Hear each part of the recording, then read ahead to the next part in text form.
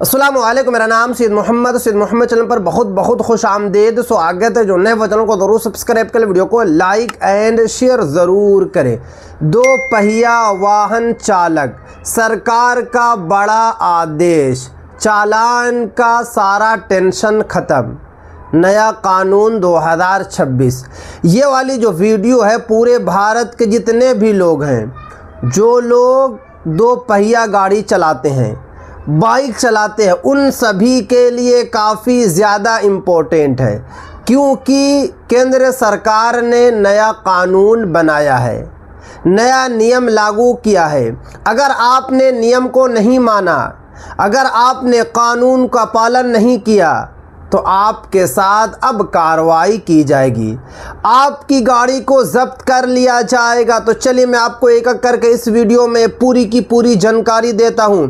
अगर आपके मोबाइल पर भी कभी अचानक 1000 रुपया या 2000 रुपया या 5000 रुपया या 10,000 तक का ई चालान आ सकता है, यानी कि साफ साफ बताया जा रहा है कि कभी आपके फ़ोन पर जो है ई चालान का मैसेज आ सकता है। 500 का भी आ सकता है, 1000 का भी आ सकता है, यहाँ तक के जो है 2000 का भी आ सकता है, या फिर जो है 10,000 का भी आ सकता है। क्यों आएगा, आप लोगों को ई चालान से कैसे बचना, एक एक करके मैं आपको इस वीडियो में बताऊंगा। आज हम बात करेंगे सरकार के नए नियमों और उन परिस्थितियों की जिनमें आपको गलत चालान भरने की ज़रूरत नहीं पड़ सकती। यानी कि आज मैं आपको इस वीडियो में बताऊंगा कि आप लोग जो है गलत चालान अब नहीं भरेंगे, गलत तरीके से अब आपका चालान नहीं कटेगा। क्योंकि पहले होता क्या था कि लोग गलती नहीं करते थे, मगर उनके फ़ोन पर जो है ई चालान का मैसेज आ जाता था, क्योंकि हर जगह जो है सीसीटीवी कैमरा है, और कैमरा कभी कभी जो है गलत कैप्चर कर लेता है, और गलत की वजह से आपके फ़ोन पर जो है ई चालान का मैसेज आता है। अब ऐसा नहीं होगा, क्योंकि नया कानून बना है। उसके बाद आगे देखिए, साथ ही जानेंगे कि चालान कब कटता है, किन दस्तावेज़ों का होना ज़रूरी है, और गलत चालान होने पर क्या करना चाहिए। यानी कि इस वीडियो में मैं आपको ये भी बताऊंगा कि अगर गलत चालान कट गया तो आपको क्या करना है, और आखिर जो है चालान कब कटता है, चालान से बचने के लिए कौन कौन से दस्तावेज़ ज़रूरी है, आप लोग किस तरीके से चालान से बचेंगे। सबसे पहले हर वाहन चालक के पास ये 4 ज़रूरी दस्तावेज़ होना चाहिए। यानी कि अगर आप दो पहिया गाड़ी चलाते हैं तो आपके पास जो है 4 जो है दस्तावेज़ होना चाहिए। सबसे पहले आरसी यानी कि रजिस्ट्रेशन सर्टिफिकेट आपके पास हमेशा होना चाहिए। पोल्यूशन सर्टिफिकेट यानी कि PUC आपके पास हमेशा होना चाहिए। उसके बाद बताया जा रहा है कि इंश्योरेंस आपके पास होना चाहिए, और वैलिड जो है ड्राइविंग लाइसेंस होना चाहिए। ये 4 डॉक्यूमेंट्स आपके पास हमेशा होना चाहिए। उसके बाद आगे देखिए, एक एक करके मैं आपको इस वीडियो में बताऊंगा, कहीं पर आप लोगों को स्किप नहीं करना है। अगर इनमें से कोई भी दस्तावेज वैध नहीं है तो आपका चालान कटेगा।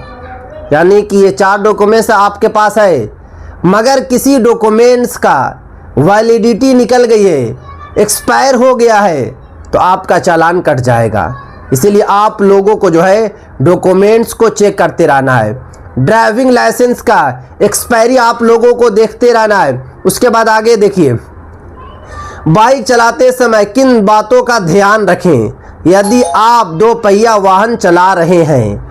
यानी कि साफ साफ इसमें बताया जा रहा है कि आप लोगों को जब बाइक चलाना है तो किन चीज़ों पर ज़्यादा ध्यान देना है कि आप जो है चालान से बच सके।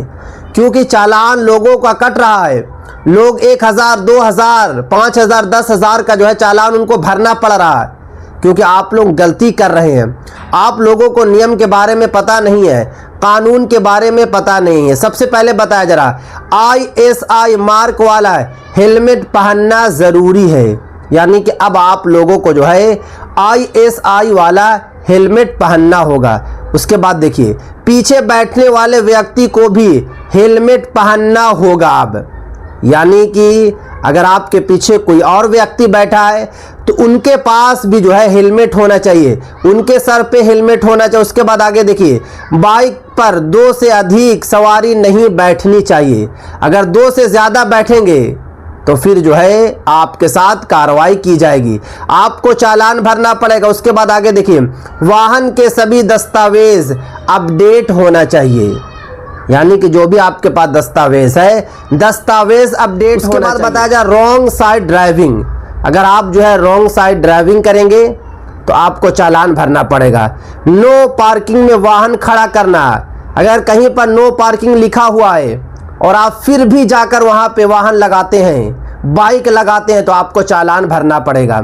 रेड लाइट जंप करना, बिल्कुल भी आप लोगों को जो है रेड लाइट को जंप नहीं करना है। सीट बेल्ट को आप लोगों को लगा कर रखना है।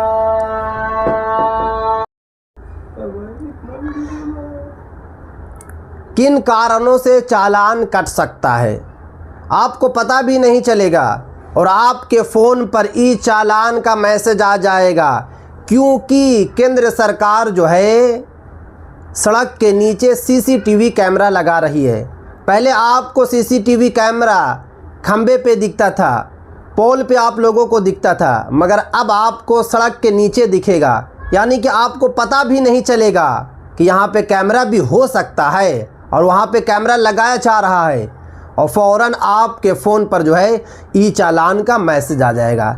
सबसे पहले यहाँ पे बताया जा रहा है कि अगर आप ओवर स्पीडिंग करते हैं, यानी कि स्पीड ज़्यादा गाड़ी चलाते हैं, तो आपके फ़ोन पर ई चालान का मैसेज आएगा।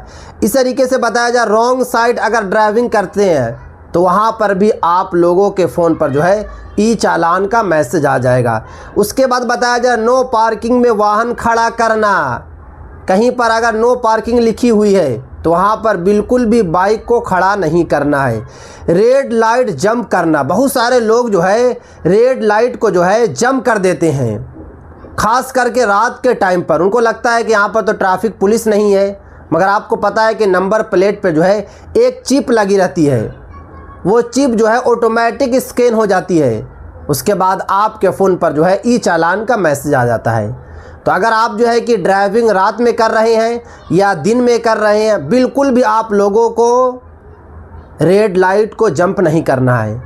अगर आप जंप करेंगे तो वहाँ पर आप लोगों को ई चालान भरना होगा। उसके बाद बताया जा रहा है कि सीट बेल्ट ना लगाना, यानी कि अगर आप 4 पहिया गाड़ी चला रहे हैं तो आपको हमेशा जो है सीट बेल्ट लगा कर रखना है।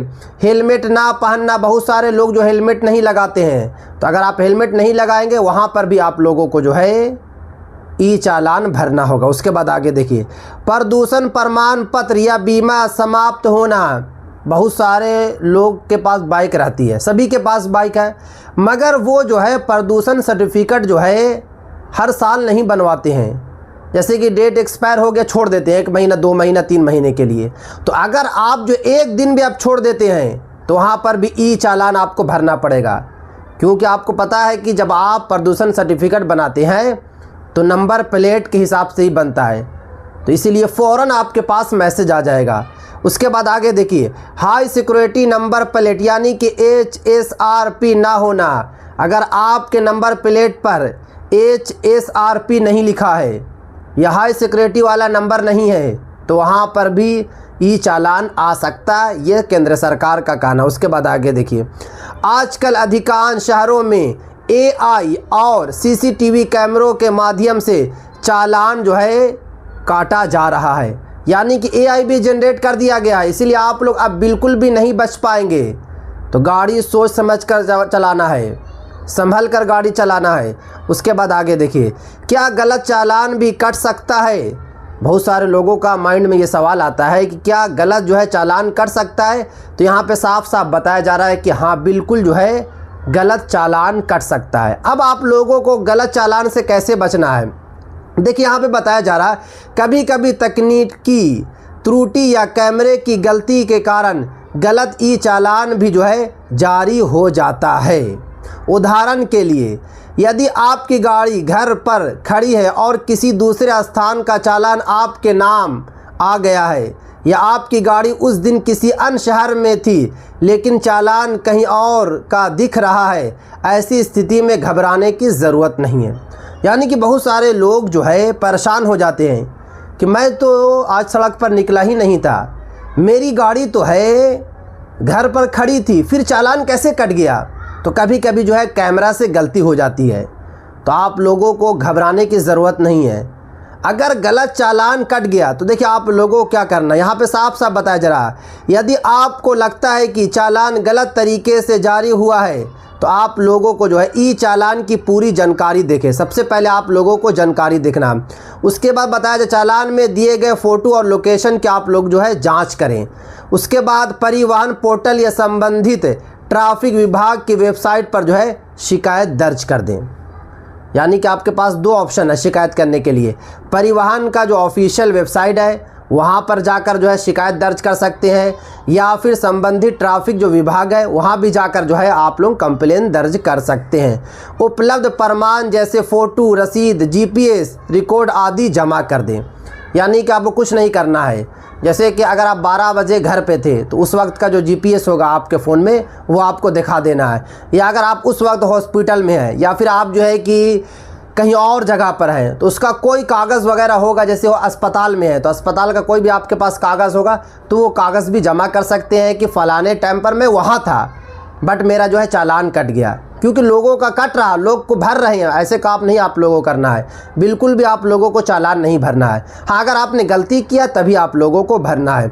उसके बाद आगे देखिए, जांच के बाद यदि चालान गलत पाया जाता है तो उसे रद्द किया जाएगा और आपका सारा पैसा जो है वापस भी किया जाएगा। यानी कि जो भी आपके बैंक से पैसा कटा था वो पैसा को भी जो है वापस कर दिया जाएगा। कई मामलों में राष्ट्रीय लोक अदालत के माध्यम से लंबित ट्रैफिक चालानों का निपटारा किया जाता है। जैसे कि बताया, चालान राशि कम हो सकती है, कुछ मामलों में राहत मिल सकती है, विवाद का जल्दी समाधान जो है हो सकता है। यानी कि इसमें साफ साफ बता दिया गया है कि जितने भी बाइक चलाने वाले लोग हैं, जितने भी लोग जो 2 पहिया गाड़ी चलाते हैं, उन सभी के लिए जो सबसे बड़ी अपडेट है, सबसे बड़ी जो खुशखबरी की बात है कि आप लोग जो है अब आप लोगों को गाड़ी संभल कर चलाना है और अगर गलती से चालान कट गया तो आप लोगों को शिकायत ज़रूर दर्ज कर लेना है। तो ये थी आज काफ़ी इंपॉर्टेंट वीडियो। अस्सलाम वालेकुम।